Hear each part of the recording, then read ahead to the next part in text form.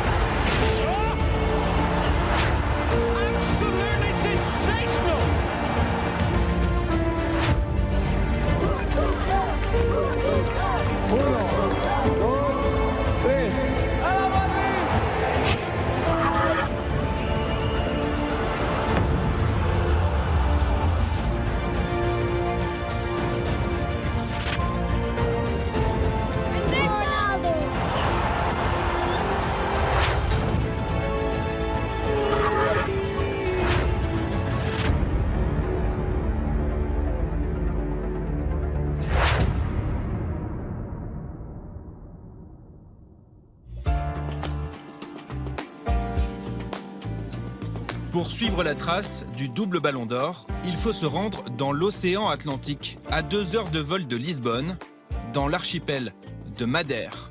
C'est ici, au large des côtes africaines, que grandit Cristiano Ronaldo dos Santos Aveiro, âgé sur cette photo de tout juste 2 ans.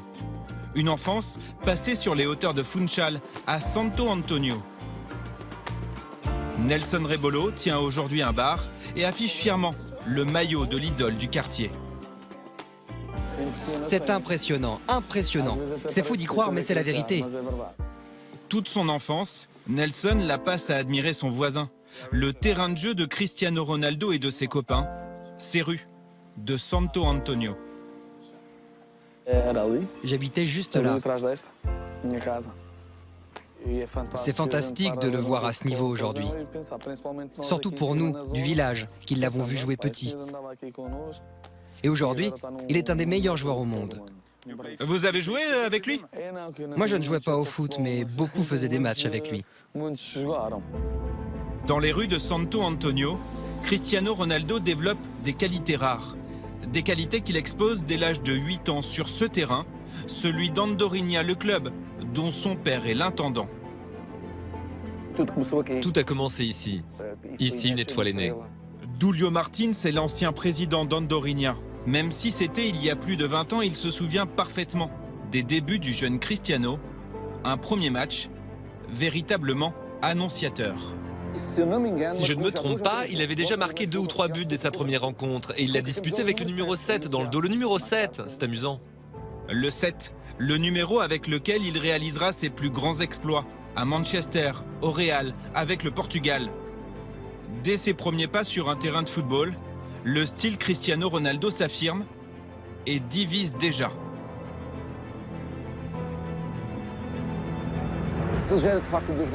Il récupérait, il feintait, il reprenait la balle, il feintait, il feintait, il feintait. Il commençait à énerver tout le monde, ses coéquipiers mais aussi ses adversaires.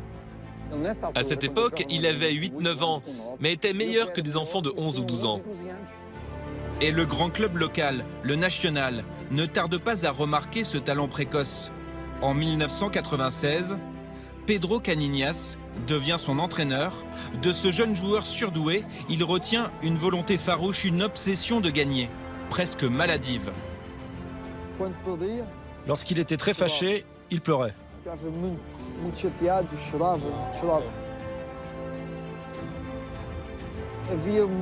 Il y avait des matchs où il jouait et pleurait en même temps.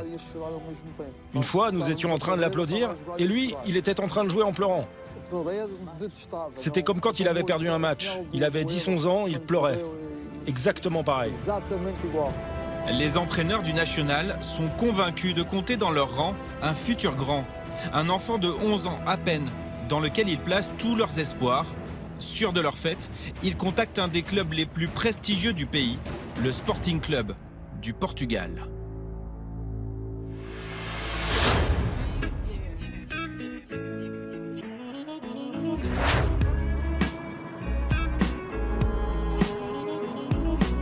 Alcochete, à une quarantaine de kilomètres de Lisbonne, au milieu de la campagne portugaise. Voici l'académie du Sporting Club du Portugal. Aurélio Pereira en est la figure historique. Luis Figo, lui aussi lauréat du Ballon d'Or, a passé plusieurs années sous ses ordres.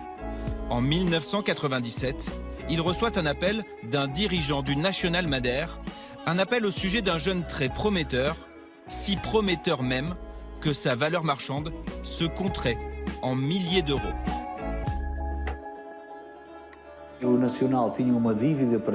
Nacional Madère devait 25 000 euros au Sporting, ce qui était beaucoup d'argent pour l'époque.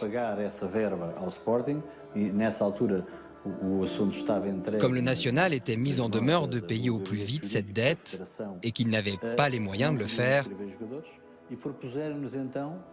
le club nous a proposé de céder les droits sportifs de Cristiano Ronaldo en échange du paiement de cette dette.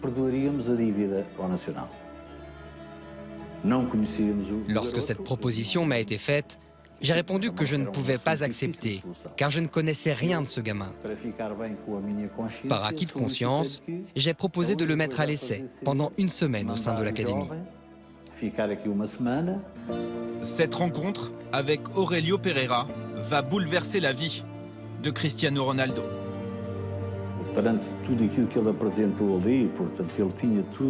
Il réunissait déjà toutes les qualités qu'on recherchait chez un footballeur de haut niveau. Il alliait une vraie force technique à des qualités physiques qui, selon nos critères, sont prépondérantes.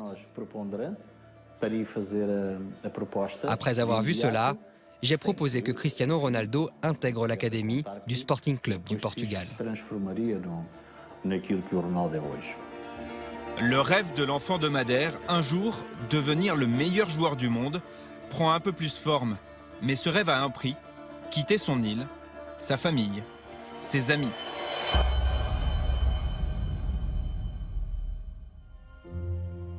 Marco Martins a écrit avec Alexis Greenbaum ce livre sur la star portugaise. Il a scruté l'intégralité de son parcours.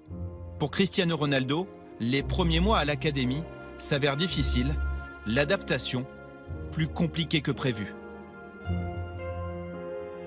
C'est vrai que quand il arrive, il est décrié, on le critique beaucoup par rapport à son accent de Madère. C'est des moqueries d'enfant parce que c'est quand il est encore jeune, il a 12 ans, 13, 14 ans, c'est encore des moqueries d'enfant, mais ça reflète un peu l'image qu'ont les personnes de Madère au Portugal. Ils ont un certain accent, du coup les gens se moquent, c'est un peu, j'ai envie de dire, les Belges pour la France.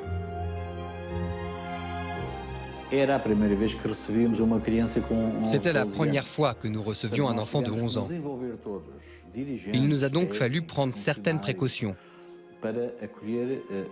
Nous avons donc assuré un suivi à l'arrivée de ce jeune espoir jusqu'à ce que les cours et la compétition commencent pour éviter qu'il n'abandonne. La période la plus difficile est toujours celle de la soirée. Et il est évident que Ronaldo a connu des moments difficiles à l'académie.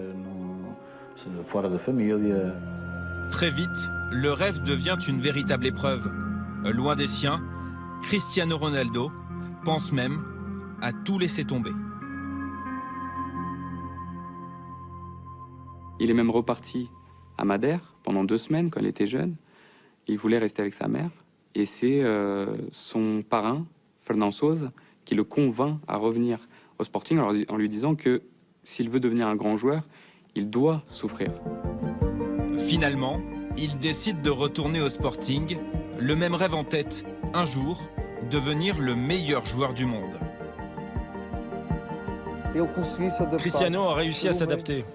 Je sais qu'il a beaucoup pleuré, qu'il a eu des moments difficiles.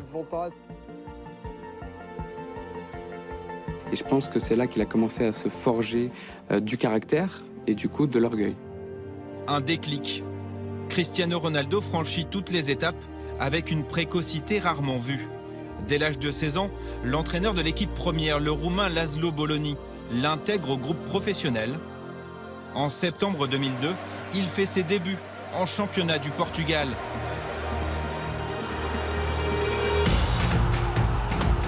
« 31 rencontres, 5 buts, la première saison s'avère très prometteuse. C'est alors qu'un match amical, va faire basculer une seconde fois le destin de Cristiano Ronaldo. « 6 août 2003, une date à jamais gravée dans la mémoire des supporters lisboètes. Le Sporting Club du Portugal inaugure son nouvel écrin, le stade José Alvalade 21, face à un adversaire prestigieux, Manchester United et ses stars, Ryan Giggs, Roy Keane ou Paul Scholes. André Pipas suit l'actualité du Sporting depuis de longues années. Ce soir-là, Cristiano Ronaldo a une occasion unique de confirmer l'étendue de son talent. Il n'était pas le leader de l'équipe. Cette équipe avait un bon niveau, avec des joueurs reconnus au niveau européen comme Jardel ou Joao Pinto. Cristiano débutait la majeure partie des rencontres sur le banc, mais malgré cela, tout le monde voyait bien qu'il était spécial. De par son attitude dans le jeu, face aux équipes adverses. Dès le début, on savait que ce gamin avait quelque chose en plus. Et pour ce match de gala, il ne manque pas l'occasion qui lui est offerte.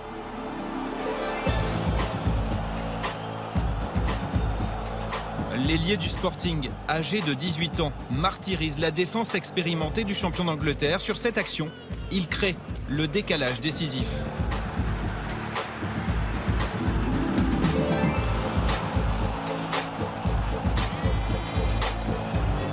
David Bellion évolue aujourd'hui au Red Star en National. Il y a 11 ans, il était un attaquant de Manchester United. Il a disputé cette rencontre d'avant-saison, un match au cœur d'une préparation très intense pour les joueurs d'Alex Ferguson. J'étais tellement dans l'épuisement que je m'en rappelle plus. Je sais qu'il avait fait un genre d'extérieur inter à l'envers, ça c'est ce qui m'avait étonné. Et ça, c'est le souvenir que j'ai de lui. Le Sporting Club du Portugal s'impose 3-1. Cristiano Ronaldo se révèle à l'Europe du football. Il n'avait pas peur, il jouait avec cette sorte d'arrogance positive. Je suis Ronaldo, je suis là. J'étais absolument convaincu qu'à l'issue de ce match, nous perdrions Cristiano Ronaldo. Moins démonstratif, cet homme, c'est Alex Ferguson, un manager qui mise beaucoup sur l'affectif. Il venait nous voir tout le temps, quoi. Ça passait de Rude à Petit Louis, à Wayne, à Cristiano, au troisième gardien. Et il venait toujours te voir, rigoler avec toi. Et ça, c'est quand même des souvenirs extraordinaires en termes d'éducation, de savoir comment se comporter dans un vestiaire. Et puis de ne pas se prendre au sérieux, même si le foot, c'est sérieux, parce qu'il faut être sérieux sur le terrain. Mais il y a un côté très Il a un côté très enfantin, je pense, parce que à chaque début de match, quand on était dans les vestiaires, il disait toujours « allez, amusez-vous maintenant ». Donc je trouvais que c'était extraordinaire. Et c'est ce qui fait la différence, c'est la psychologie. C'est un grand psychologue. Et très vite, leur relation n'est plus celle d'un entraîneur avec son joueur. Aurelio Pereira est son premier mentor, son premier guide. Alex Ferguson a lui aussi eu une telle importance. Lui-même le dit, c'est comme une deuxième figure paternelle dans sa carrière.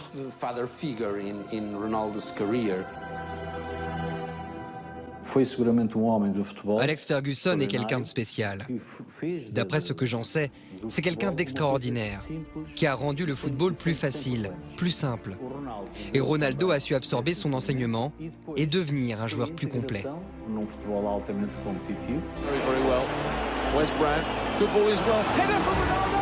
21 mai 2008 à Moscou, Manchester United remporte la 3e Ligue des Champions de son histoire. Auteur de 8 buts, dont un en finale, Ronaldo est l'homme clé de ce succès. Le travail de Ferguson porte ses fruits. Allez sur YouTube et regardez ce qu'était Ronaldo lors de sa première saison à Manchester. C'était un dribbleur, il pratiquait un football plein de fantaisie. Désormais, son style de jeu est plus cool, plus efficace.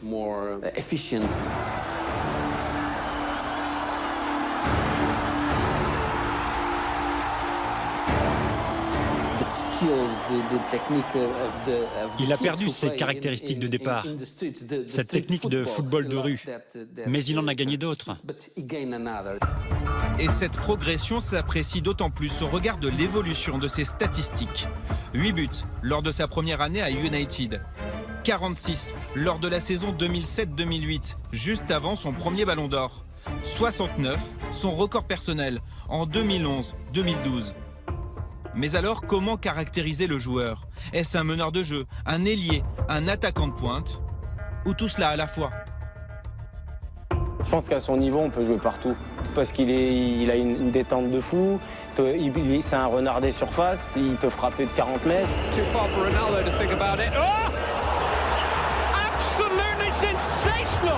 Il peut accélérer, il peut éliminer. C'est un robot, hein. Il est tout. Aujourd'hui, il fait tout. Quand il est vraiment dans sa forme, dans sa meilleure forme, dans sa forme maximale, je pense qu'il fait tout sur le terrain. Si Cristiano Ronaldo a la capacité de marquer autant, c'est parce qu'il peut enchaîner plus de 60 matchs par saison. Un rythme infernal qui nécessite un mode de vie très calibré. Pour les besoins d'un spot publicitaire, Cristiano Ronaldo donne une véritable leçon de préparation physique.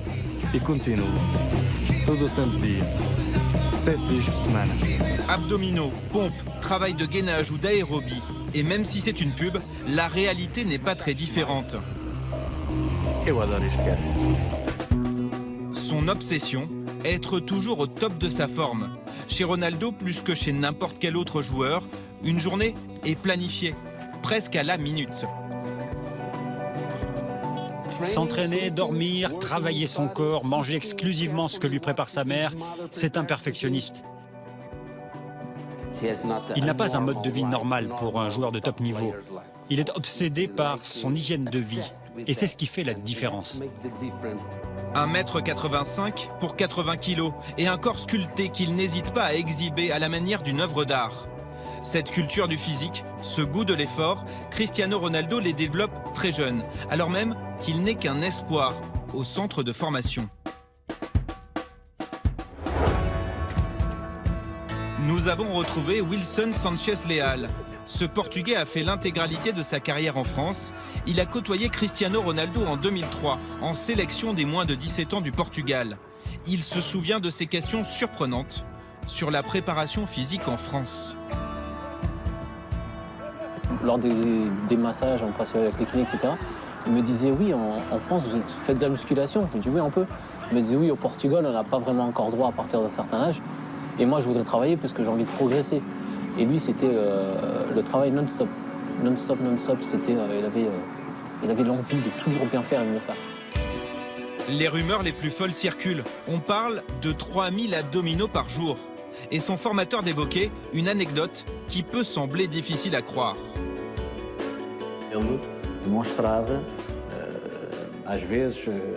Nous avons toujours dû faire attention à ce qu'il faisait au niveau physique. Je me souviens qu'il se mettait des poids aux chevilles et qu'il courait dans une montée. Son but, c'était de voir s'il était capable d'arriver avant les voitures au feu rouge.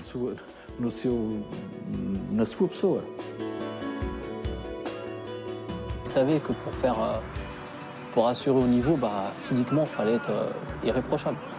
Là, avoir un corps, amener son corps à la perfection, en plus avec la vitesse qu'il a, il a intérêt à assurer à ses abdos. Et cela porte ses fruits. Cristiano Ronaldo ne se blesse que très rarement. À mesure que les matchs avancent, ses capacités physiques lui permettent de faire de plus grandes différences.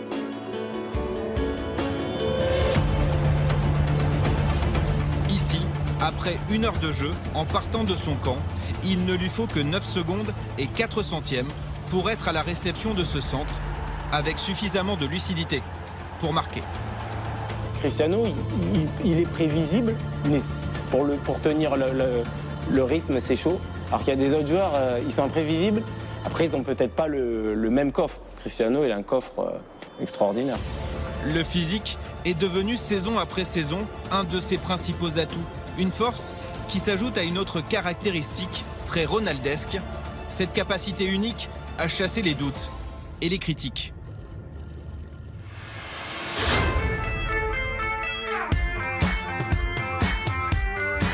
Voici un top 3 très subjectif, celui des déclarations les plus marquantes attribuées à Cristiano Ronaldo. Les buts, c'est comme le ketchup. Quand ils viennent, ils arrivent tous en même temps. Bien sûr que le club peut payer 94 millions d'euros pour moi. Je suis sûr d'en valoir plus. Je suis le premier, le deuxième et le troisième meilleur joueur du monde. Nous en avons choisi 3, nous aurions pu en mettre beaucoup plus. Est-ce de la prétention, de la provocation? Cristiano Ronaldo se démarque régulièrement par des déclarations tranchantes.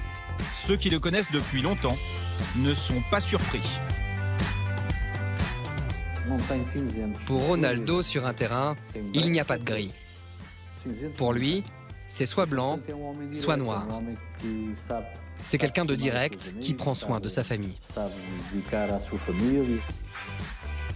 Il y a des gens qui sont communicants et il y a des gens qui ne le sont pas. Cristiano, c'est un mec qui est brut. Très jeune déjà, il n'hésite pas à afficher ses ambitions, quitte à passer pour un arrogant. La première fois, en fait, quand je lui ai dit, il m'a dit, ouais, tu vois les dribbles que je fais, je vais faire ça, je vais faire ça. Je lui ai dit, mais tu penses sincèrement que tu pourras faire ça face à des grands joueurs? Je dis un exemple, Marcel Desailly. Il m'a dit, mais bien sûr. C'est ça qui m'a le plus marqué. Mais pourquoi un joueur au sommet de son talent, reconnu comme le meilleur du monde en 2013, a-t-il besoin d'affirmer par exemple qu'il est le plus fort? Ça a pu être, et je pense que ça peut toujours l'être, une carapace. Parce que quand on est jeune et qu'on se fait critiquer à longueur de temps, on ne vient pas d'une famille, c'est pas une famille pauvre, mais une famille modeste. On se crée une carapace et on n'a pas envie d'être atteint par les autres. Je pense que ça vient de là. Il y a ce caractère un peu... une arrogance, mais presque voulue. C'est vraiment voulu parce que je pense que c'est ce qui le drive. Arrive-t-il à Ronaldo de douter? Depuis 6 ans, un joueur lui fait de l'ombre. Au prix d'une concurrence acharnée, cet homme, c'est Lionel Messi, la perle du rival Barcelone, son exact opposé, un champion qui cultive avant tout la discrétion. Dans leur lutte à distance pour le titre de meilleur joueur du monde, l'Argentin mène 4 ballons d'or à 2, 3 Ligues des Champions à 2. Sur les 5 dernières saisons du championnat d'Espagne, il a inscrit 12 buts de plus que Cristiano Ronaldo. Comment le Portugais vit-il ce duel permanent? Il chercherait à ignorer son adversaire. Le nom de Messi, oui. Il le prononce jamais parce que quand vous voulez être le meilleur joueur du monde, il faut pas avoir de concurrence. Là, il en a une, Lionel Messi. Et en plus, un joueur, entre guillemets, humble, qui fait pas de frasques. C'est vrai qu'on lui rabâche tout le temps le nom de Messi, donc du coup, il le prononce pas. Enfin, il pourrait être les meilleurs amis du monde, mais quand vous êtes les meilleurs amis du monde, est-ce que vous pouvez vraiment vous battre pour être le meilleur joueur? J'ai des doutes. Mais alors, que pensent-ils l'un de l'autre? Quelles sont leurs relations, respectueuses ou haineuses? Lionel Messi, comme Cristiano Ronaldo, n'évoquent que très rarement leur rivalité. Et lorsqu'ils s'expriment sur le sujet, les discours sont très polissés, limite langue de bois. Non, je ne suis pas frustré par rapport à d'autres joueurs. Il fait son travail pour son club et sa sélection et je fais la même chose.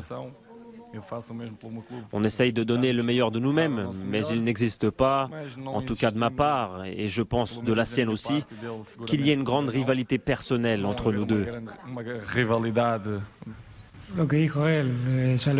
Ce qu'il a dit, on l'a déjà dit plusieurs fois. Nous ne sommes pas en concurrence l'un contre l'autre. Nous jouons pour essayer de remporter des titres. Au final, ce que nous remportons, c'est ça qui reste, c'est tout. Nous ne sommes pas en concurrence l'un contre l'autre.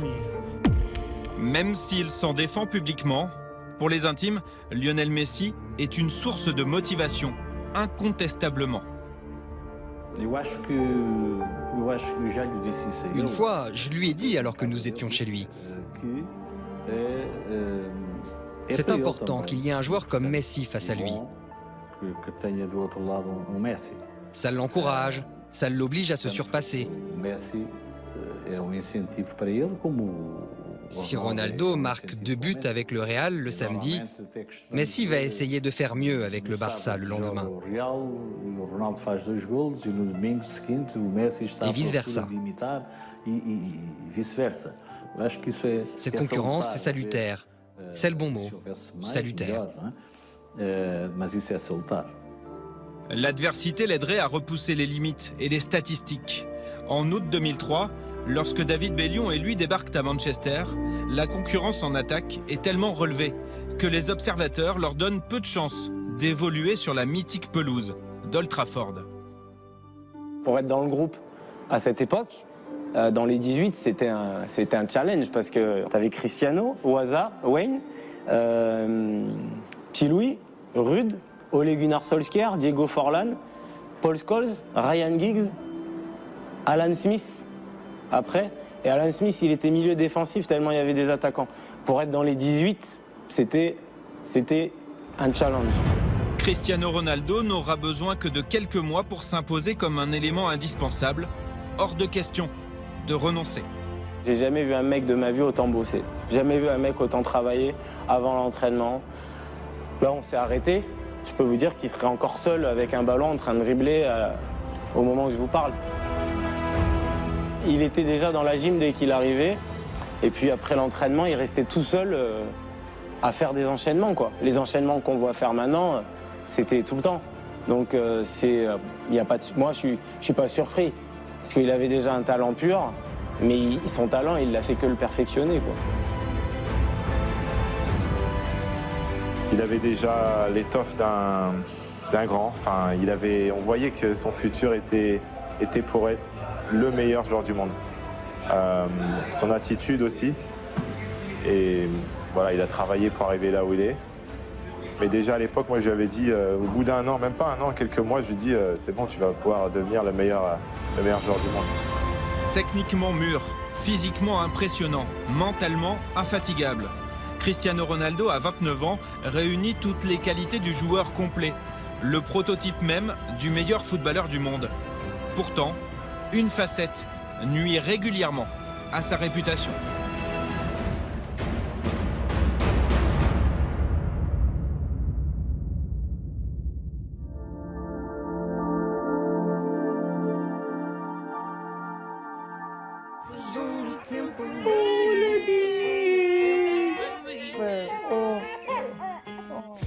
Est-ce que le fait d'avoir des neveux vous a donné envie d'être père? Oui, en effet. La vérité, c'est que je m'en approche de plus en plus. Cette séquence est extrêmement rare. Cristiano Ronaldo, un bébé dans les bras jouant les oncles modèles avec son jeune neveu. Le Ballon d'Or parle, et c'est rare, de sa famille, de son père décédé, alors qu'il n'avait que 20 ans. Votre plus jeune neveu porte le nom de votre papa. Est-ce important pour vous?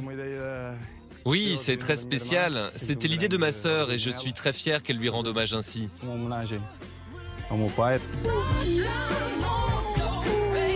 C'était la même chose pour ma mère, mes frères et sœurs.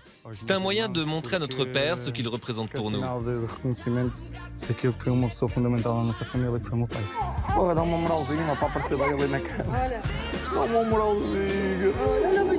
Ces images le démontrent, Cristiano Ronaldo reste un sportif très entouré par ses amis et sa famille. La célébrité soudaine de l'enfant prodige aurait pu bouleverser l'équilibre familial. Mais discrètement, un personnage veille à préserver les siens et endosse un rôle déterminant dans la vie d'homme et de sportif de Cristiano Ronaldo, sa mère, Maria Dolores, une mère qui suit son fils partout. Quand il part au Sporting, il l'appelle tous les soirs. Le Sporting accorde quand même des droits de visite, entre guillemets, à sa mère. Ils lui prennent un appartement à Lisbonne et permettent à la mère d'être présent. À Manchester, elle vivait avec Cristiano Ronaldo. Aujourd'hui au Real Madrid, on sait que les menus de Cristiano Ronaldo sont souvent dictés aussi par la mère, parce qu'elle veut le meilleur pour son fils. Il faut rendre hommage à sa mère, qui a toujours joué un rôle extrêmement important dans la carrière de Ronaldo. Il faut savoir être le parent d'un talent. Cela s'apprend. Et elle ne l'a jamais surprotégé. Elle ne lui a jamais mis la pression en plaçant de trop grandes attentes en lui. Aujourd'hui encore, elle demeure un pilier dans la carrière et même la vie de Cristiano Ronaldo. Un pilier, et même encore plus. Le 7 septembre 2005, José Diniz Aveiro, le père de Cristiano Ronaldo, meurt. À 20 ans, celui qui n'est encore qu'un espoir du foot mondial s'appuie toujours plus sur sa mère.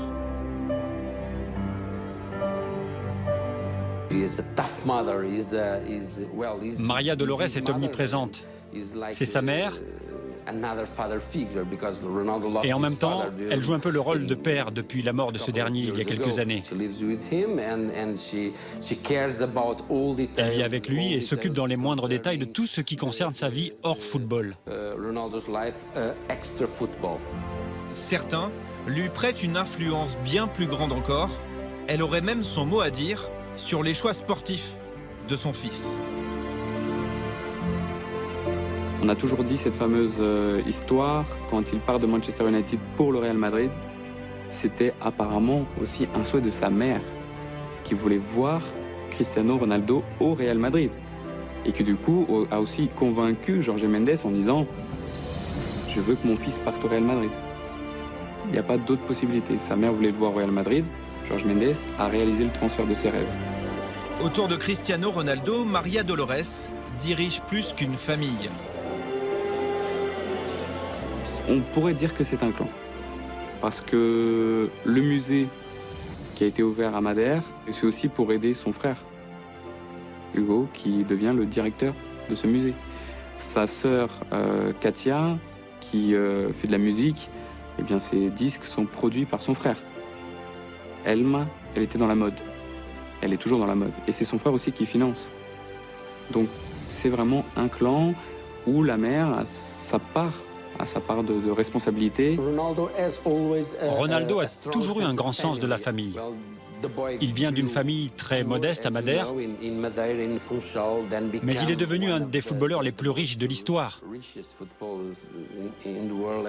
Et il veut partager avec sa famille, faire profiter les siens. Cette facette reste aujourd'hui peu exposée. Un Cristiano Ronaldo version privée qui tranche avec le personnage au surnom mondialement connu, CR7.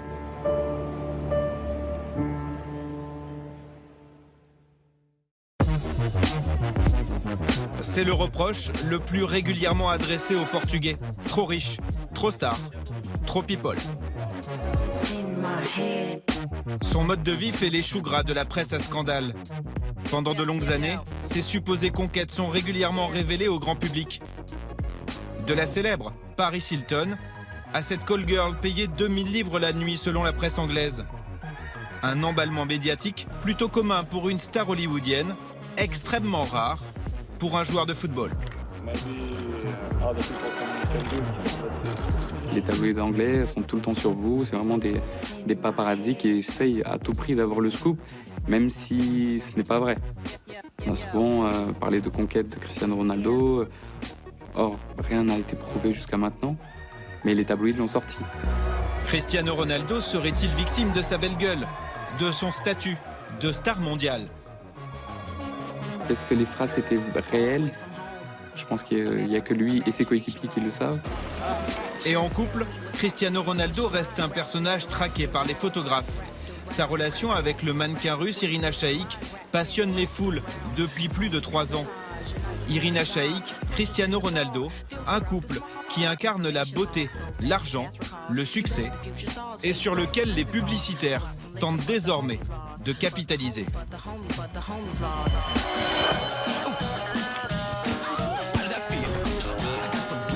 Ce spot a fait le tour du monde à l'occasion du Mondial 2014. Une pub qui réunit les meilleurs joueurs du monde, Ronaldo, Neymar, Ibrahimovic, mais aussi une femme. Irina Shayk. Ce duo rappelle un autre couple formé, celui-là d'un footballeur et d'une chanteuse, Victoria et David Beckham. Les sorties ensemble, on se montre, on fait des publicités ensemble, on fait des couvertures de magazines ensemble. Je pense qu'il y a un intérêt commun. Après, est-ce qu'ils s'aiment? Je pense vraiment qu'il n'y a que eux qui peuvent le savoir. Si la vie privée de Cristiano Ronaldo suscite la curiosité, ses revenus pharaoniques interpellent autant qu'ils font rêver. Et les chiffres qui circulent alimentent les débats autour du personnage.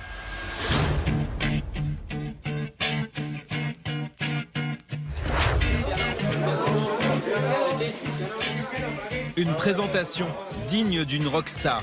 Juillet 2009, Cristiano Ronaldo quitte Manchester United pour le Real Madrid. Montant du transfert, 94 millions d'euros. Derrière le show, un homme vient une nouvelle fois de gérer au mieux les intérêts de son protégé. 1, 2, 3, à la Madrid! Cet habile négociateur, c'est Jorge Mendes. Un homme à l'influence très grande mais à la parole rare.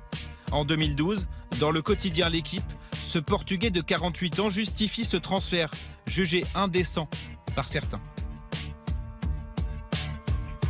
C'est un génie, un joueur complet. Un joueur comme lui n'a jamais existé. Dès que je l'ai connu, il avait alors 16 ans, j'étais marqué par sa volonté de réussir, de s'améliorer jour après jour. Il voulait toujours plus. Outre Cristiano Ronaldo, Mendes gère les intérêts de l'entraîneur José Mourinho, du Colombien Falcao, de l'Argentin Di Maria, que des stars. Mais la relation avec l'attaquant du Real Madrid serait spéciale, unique. À la base, il y a déjà une différence entre Jorge Mendes et les autres agents. C'est qu'il est un véritable ami avec ses joueurs. Il s'occupe vraiment d'eux. Si un joueur a un souci, un problème familial par exemple, ou quoi que ce soit, Mendes prend l'avion de Lisbonne à Tokyo si besoin pour être avec son joueur. Et pour Ronaldo, c'est encore plus fort. C'est presque une figure paternelle. Ils sont proches, vraiment très proches. Je suis le parrain de son fils et on est comme des frères. Souvent, les gens qui ne le connaissent pas bien ont une idée totalement fausse sur lui. Ronaldo est la meilleure des personnes. Cristiano Ronaldo et Jorge Mendes forment un binôme indissociable depuis plus de 10 ans. Le super agent, comme il est surnommé, veille scrupuleusement sur la réputation de son joueur star. Pour nourrir son livre, Marco Martins a tenté d'interviewer le joueur portugais. Sans succès. On envoyait des emails, des demandes officielles à Jorge Mendes et à Cristiano Ronaldo, des demandes qui ont été déclinées, tout simplement. Donc oui, c'est compliqué de les avoir, en tout cas eux, en interview. La famille, c'est la même chose. On ne donne pas d'interview officielle si ce n'est pas contrôlé par Gestifoot, donc l'agence de Jorge Mendes. Et souvent, il faut aussi avoir une certaine contrepartie.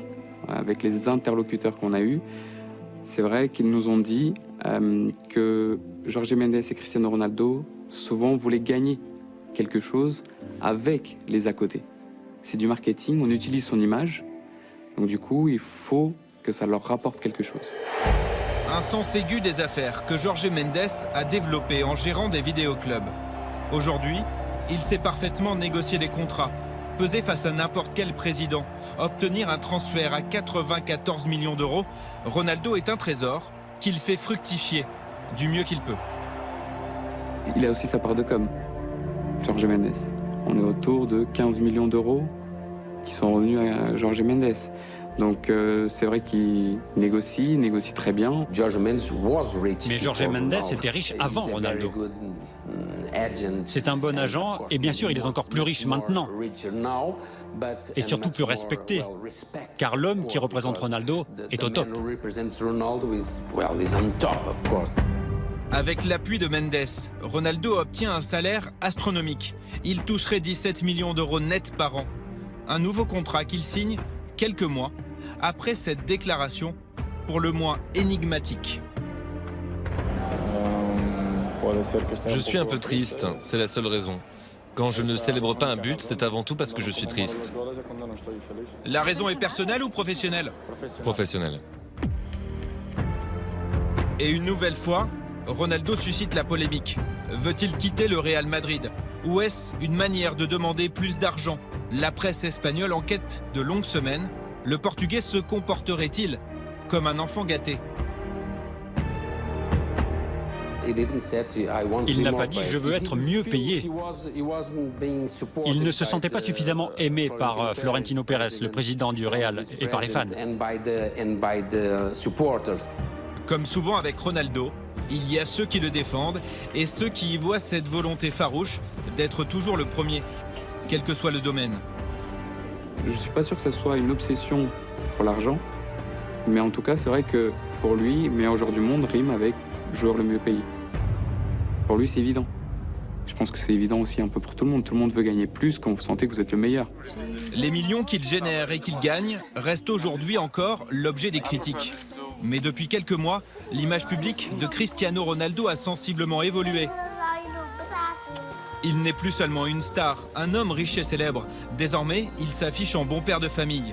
Cristiano Ronaldo Jr. est né en juin 2010. Si l'identité de sa mère reste un mystère, sa naissance marque une véritable rupture dans la vie de Cristiano Ronaldo. On passe sur un autre statut. On est père, on a une copine officielle, alors qu'à Manchester, on est célibataire, on n'a pas de copine, on n'a pas d'enfant, on peut se permettre de sortir, même si toujours la mère était présente. Donc je ne pense pas que la mère laisse aussi son fils faire un peu n'importe quoi. Avant, Ronaldo était égocentrique, énervant, souvent énervant. Maintenant qu'il est devenu père, il est devenu plus responsable. Il a gagné en maturité. Mais s'il est un endroit où son image reste quoi qu'il arrive idyllique, c'est bien dans son pays, le Portugal.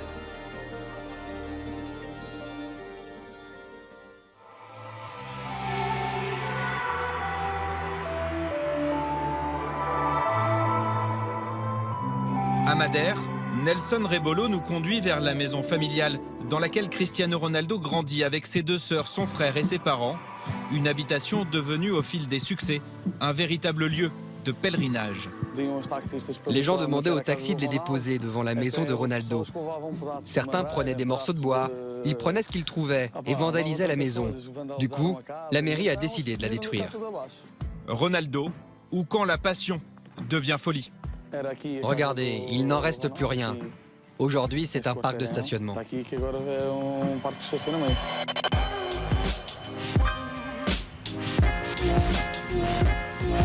Au Portugal, cette folie autour du double ballon d'or reprend à chaque match de la sélection nationale.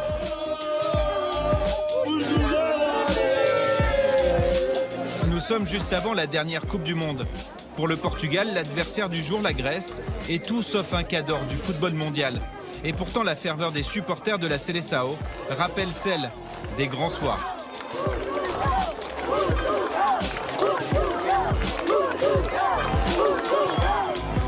Ce jour-là, Cristiano Ronaldo est blessé.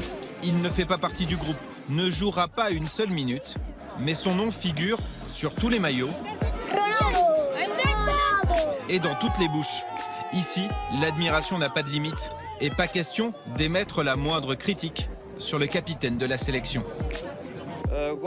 J'aime Cristiano, c'est un très grand joueur, un des meilleurs du monde. Je peux dire un gros mot? Ceux qui le critiquent, qu'ils aillent se faire voir. Cristiano Ronaldo est le meilleur joueur du monde. Des fois, j'entends parler de Messi, mais je n'ai pas d'opinion.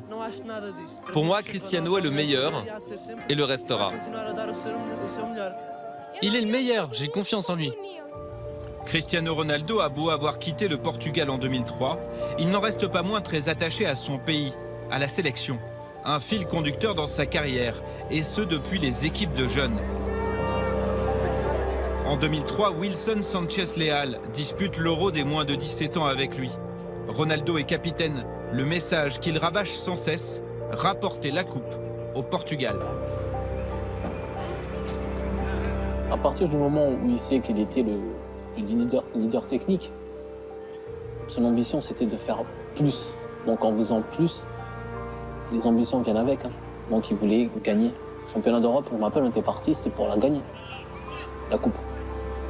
Et bon, ça s'est pas très bien passé, mais on voit qu'il a un attachement. Et c'est un mec qui mouille le maillot, quoi. On verra jamais tricher. Il avait vraiment ce côté portugais un petit peu, à être comme ça, à dire que le Portugal c'est le plus beau pays du monde. Cet attachement, cette volonté de se surpasser sous le maillot rouge et vert frappe dès ses premiers pas chez les A. Oui mais voilà, une génération exceptionnelle est en place, celle des Luis Figo et Pedro Miguel Paoletta.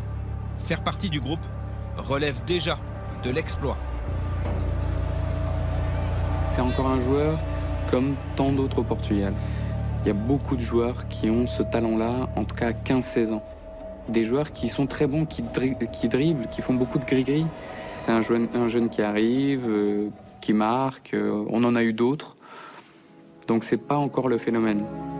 À l'abri des regards, Cristiano Ronaldo veut faire ses preuves, travaille sans relâche. Il met tout en œuvre pour se faire accepter. C'est vrai, il arrive, il fait ses gris-gris, mais il est très respectueux aussi des anciens. Donc il apprend aussi beaucoup. Et c'est peut-être la manière qu'a Cristiano Ronaldo de se faire des amis aussi, c'est d'aller demander conseil. Quand vous êtes un jeune joueur, que vous arrivez, vous allez voir Figo et que vous lui demandez des conseils sur les coups francs, etc. Ça permet un lien tout de suite. Luis Figo, qui était le capitaine, a été très important pour Ronaldo. Il voyait en lui un grand talent, une nouvelle star. Ils étaient très protecteurs, ils l'encourageaient, pas seulement Figo, mais aussi Paoletta, qui était le buteur, Rui Costa aussi, ou Deco. Sa chance, c'était que le Portugal avait une très bonne équipe et de très bons joueurs. Et l'espoir devient très vite incontournable. Une compétition lance définitivement sa carrière internationale. Le championnat d'Europe des Nations 2004 disputé au Portugal. D'abord remplaçant, Cristiano Ronaldo conquiert une place de titulaire, inscrit ses premiers buts en sélection. Un tremplin. Si son équipe perd en finale face à la Grèce, lui gagne le plus important, le respect des supporters et de ses équipiers.